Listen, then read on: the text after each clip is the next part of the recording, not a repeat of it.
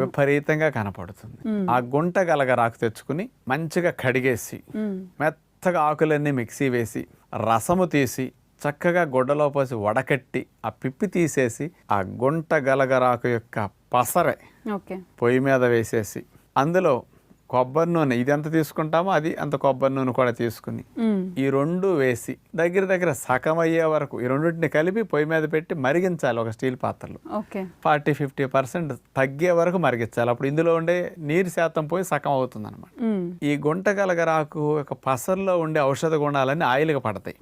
అందుకని పసరు oil కలిసేసరికి filter అయింది కాబట్టి స్వచ్ఛంగా ఆయిల్గా మారుతుంది ఆకుపచ్చగా. ఈ ఆయిల్ని బృంగరాజు తైలం అంటారు.